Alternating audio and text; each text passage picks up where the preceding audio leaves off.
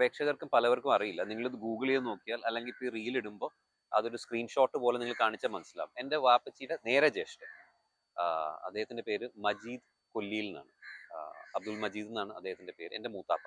ആ, ഈ പേര് പറയുമ്പോൾ നിങ്ങൾക്ക് ഒരു വലിയ ശതമാനം ആളുകൾക്കും ചിലപ്പോൾ റെക്കഗ്നൈസ് ചെയ്യാൻ പറ്റുന്ന പോലെ. പക്ഷേ അദ്ദേഹത്തിന്റെ ഫോട്ടോ കാണുമ്പോൾ നിങ്ങൾക്ക് അറിയാം, വർഷങ്ങളോളം സിനിമയിലുള്ള നമ്മളെല്ലാവരും ഇഷ്ടപ്പെടുന്ന നമുക്ക് അറിയാവുന്ന ആക്ടറാണ് മജീദ് കൊല്ലിയിൽ. അപ്പോൾ മൂത്താപ്പ വളരെ മുമ്പേ വരണം എന്ന് ആഗ്രഹിച്ച ആളാണ്.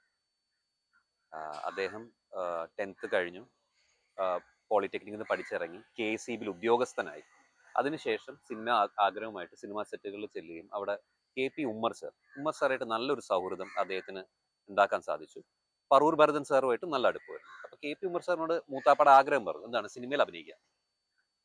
അപ്പൊ സാർ ചോദിച്ചത്, നീ എന്ത് ചെയ്യുന്നു? ഞാൻ സാർ ഇങ്ങനെ KSEBിൽ ജോലിയാണ്.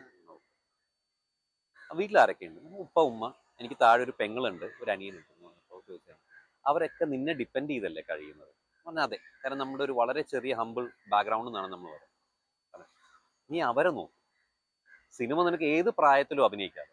ഇപ്പൊ നിന്റെ പെങ്ങളുണ്ട്, അവരുടെ കല്യാണം, അനിയൻ പഠിക്കുകയാണ്, അനിയൻ എന്ന് പറഞ്ഞാൽ വാപ്പച്ചിയാണ്, പഠിക്കുകയാണ്. അപ്പൊ നീ ഈ സർക്കാർ ജോലി കളയണ്ട, അതിൽ തന്നെ തുടരും.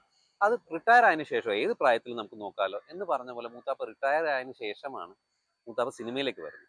പക്ഷെ മൂത്താപ്പയെ പോലെ ഒരാൾ സപ്പോർട്ട് ചെയ്തുകൊണ്ട് വാപ്ചിയുടെ പഠിത്തം, വാപ്ചി അതിനുശേഷം ജോലി ചെയ്ത്, പിന്നെ ജോലി ചെയ്യുന്നില്ല, ഞാൻ സിനിമയിലേക്ക് പോവാണെന്നൊക്കെ പറയുമ്പോൾ ഒരു സപ്പോർട്ടിന് ഒരാളുണ്ടായിരുന്നു. അതെന്റെ മൂത്താപ്പയാണ്.